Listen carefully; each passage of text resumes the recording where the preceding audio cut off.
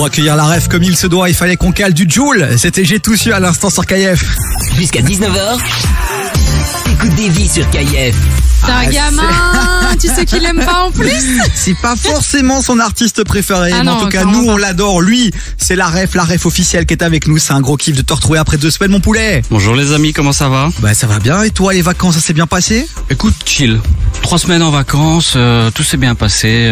Ah ouais, 3 semaines quand même, hein. Ah oui, Ouais, ça moi fait j'étais plaisir. 3 semaines, moi. Puis il revient, c'est son anniversaire. On se met bien. T'étais Dis bon obligé de la caler, anniversaire. celle-là. Ah oui, bon anniversaire, la ref. Happy birthday. On dira pas mon âge, hein, s'il vous plaît. Non. Mais, 38, c'est ça, hein. 33, 32, 33, 34. Dans ces eaux-là, dans ces eaux-là. Bon allez la ref, on va profiter de ta présence pour faire un peu le tour de l'actualité rap, hip-hop, R&B. Et là pendant les 2 semaines de vacances, 2 grosses sorties d'albums. Ouais. Tu vas revenir sur l'album de Dinos et tu vas revenir sur l'album de Fresh. Ouais, exactement. Alors je vais commencer par l'album de Dinos. Donc je sais pas si vous vous souvenez, j'avais fait une chronique là-dessus. Je vous avais dit que j'attendais le projet avec impatience. Et parce que je connais Dinos, je sais qu'il est très très fort. Et il a sorti cet album le 4 novembre. C'était son 4e album, donc ça s'appelle Hiver à Paris. Et petit tips, la cover a été faite par Octave Marsal. Je sais pas si vous connaissez. C'est le designer officiel d'Hermès. Non, on connaît pas du tout. Waouh, Mais lourd. vraie référence quoi. Vraie référence. Moi j'adore la pochette, elle est noire et blanche, c'est un dessin, c'est magnifique. Et c'est un double album. Donc c'est un truc très très risqué dans le rap de sortir un double album parce qu'il y a beaucoup de sons, tu peux vite t'ennuyer, ça peut vite devenir, tu vois, Ouais. un peu comme l'album de Fresh, mais ça on verra après. Et, Premier tac, bim. non, il y a 21 sons et bon, c'est un album ultra introspectif. Moi, c'est ce que j'aime bien chez les rappeurs qui sortent des albums de ce type-là, c'est qu'ils parlent de leur vécu.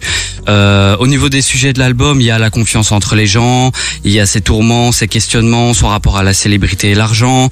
Il nous révèle aussi qu'il a le syndrome de l'imposteur, comme beaucoup de gens Grave. ont dans le milieu musical et artistique de manière générale. Donc il se sent pas légitime par rapport à son argent, à sa reconnaissance, etc.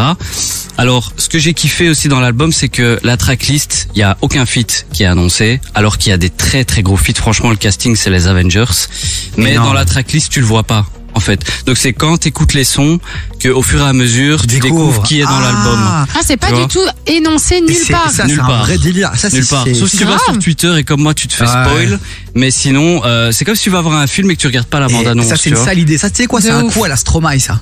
Ça, Ça, c'est un c'est- délire à la ouais, de Stromae, tu vois. Ouais, énorme. Bien Non, c'est joué, pas le Dinos. premier, hein. C'est pas Ouais. le premier à faire ça, mais c'est un truc qui se fait pas souvent. Et moi, j'aime bien parce que t'écoutes le son et tu sais pas sur quoi tu vas tomber. Et dans la première partie de l'album, il y a un rappeur français. Je vais pas spoil qui c'est, mais une légende du rap qui arrive. Et moi, je m'y attendais pas du tout. Donc ça a encore mis le truc un peu plus haut. Franchement, l'album, il est ouf. Moi, ça faisait longtemps que j'avais pas écouté un album de cette qualité dans le rap français. Il y en a pas beaucoup. Moi, j'écoute beaucoup de rap US parce que pour moi, ils sont beaucoup plus forts.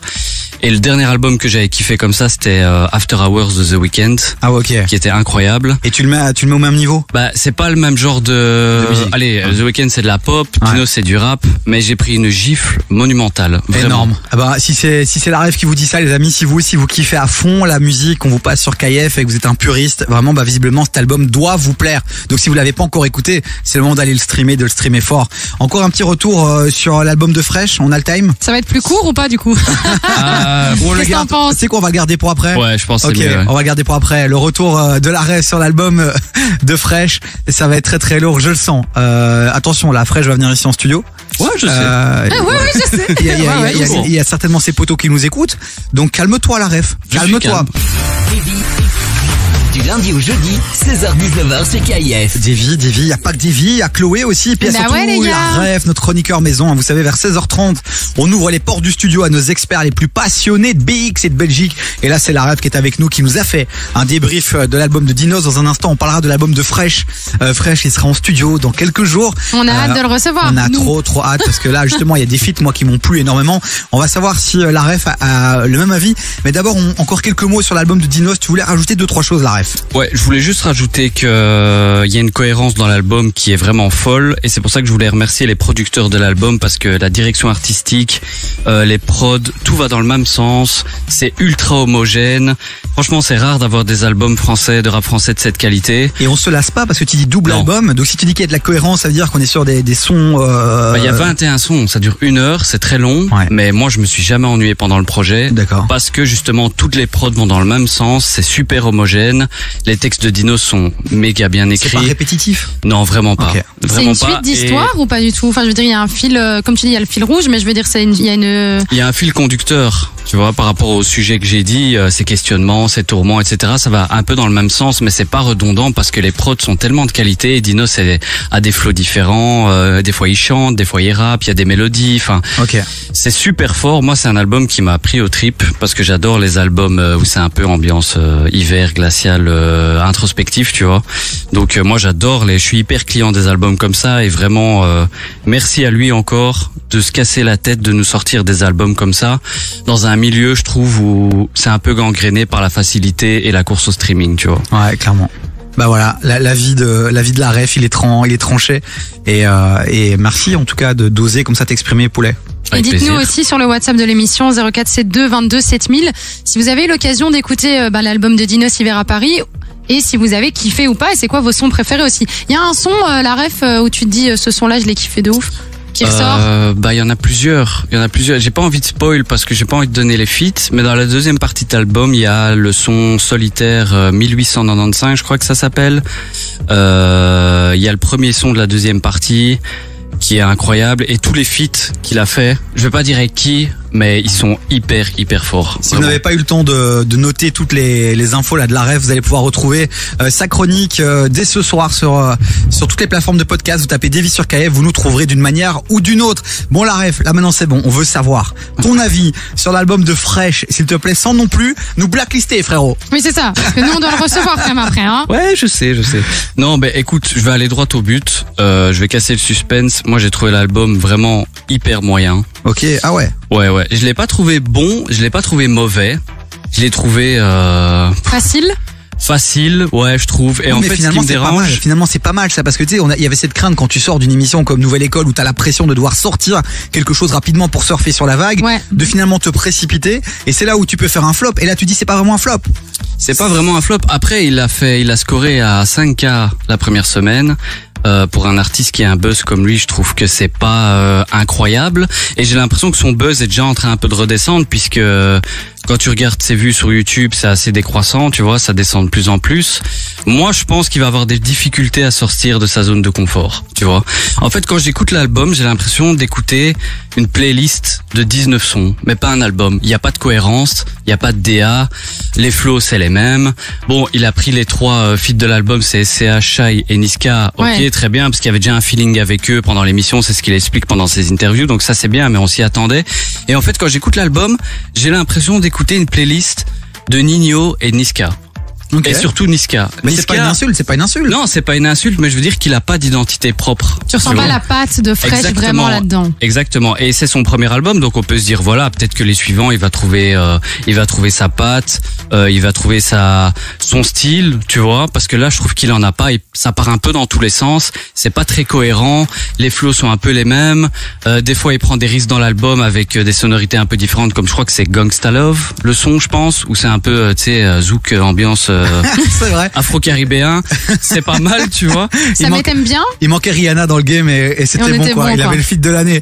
Moi, je trouve ça manque de cohérence, ça manque d'authenticité, pardon. Et par exemple, t'écoutes le son Terrain, c'est le son Maman ne le sait pas de Nino et Niska.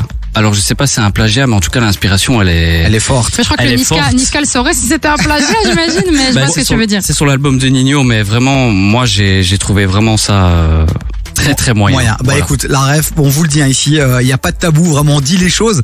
Alors ça appartient à la ref, évidemment la ref officielle sur Instagram. N'hésitez pas à réagir vous aussi 0472 22 7000, c'est un numéro gratuit sur WhatsApp. Est-ce que vous êtes du même avis que la ref? Moi j'ai kiffé pas mal de sons de cet album. Le feat avec Shai, Ding Dong, je crois que ça sent le roussi. Ah ouais non, lui on le perd avec ce son dès qu'il passe dans la radio. En fait c'est ce que je dis, moi aussi je vais prendre 2-3 sons de l'album, je vais les mettre dans ma playlist et mais basta. Mais l'album, voilà, je vais plus me le refaire du premier au dernier son, quoi. Ouais. Écoute, tu restes avec nous. Je crois que le programmateur musical a envie de te faire kiffer puisqu'on a eu droit à Jul, on a eu droit à Fresh, et maintenant on a droit à Big Flo et Oli. Coup de vieux en fait avec Julien Doré. Du Du lundi au jeudi, 16h-19h sur KIF. Est-ce que vous l'avez enfin noté ce numéro, les amis? J'arrête pas de demander à des gens dans la rue, tu vois, qui nous écoutent, est-ce que vous avez entendu ce numéro? Est-ce que vous l'avez ajouté? Ils me disent à chaque fois non. Des gens dans la rue. Oh, mais toi, déjà, tu fais comprends flipper. pas. Qui va chez des gens dans la rue, Mais frère? non, mais c'est bien. Parfois, tu rencontres des gens, tu discutes et tout, et puis ils disent, tu fais quoi dans la vie? Je suis animateur radio sur KIF. Ouais, j'écoute KIF et tout. Et puis tu leur dis, mais t'as encodé le numéro pour participer au débat et Et tout. ils disent non. Ils disent non, de quel numéro tu parles? Mais je fais, c'est un truc de ouf. On le en répète parle 20 100 fois par jour. On le répète 100 fois par émission. Et il y a encore des gens qui ne notent pas. C'est dingue. 0472 22 7000. Et vraiment, allez-y, on est en direct, hein. C'est pour cette raison-là aussi qu'on est en direct, on va pas se mentir. C'est pour pouvoir vivre cette émission avec vous. La Ref est avec nous, notre chroniqueur maison, la Ref officielle sur Instagram. Il partage tous ses kiffs ciné et tous ses kiffs hip-hop, rap, R&B. La Ref, on a fait le tour de Fresh, on a fait le tour de Dinos. Il y a plein d'activités, Il y a plein d'activités et d'actualités. Activités Du coup, nautiques, Il y a plein de tonton ce week-end. ça va être super chouette, vraiment. Il y a pas mal d'actualités et tu voulais en mettre deux en évidence. Ouais, je voulais en mettre deux en évidence. Donc Eminem, encore lui et toujours, un gros actu pour lui cette Ouais. année.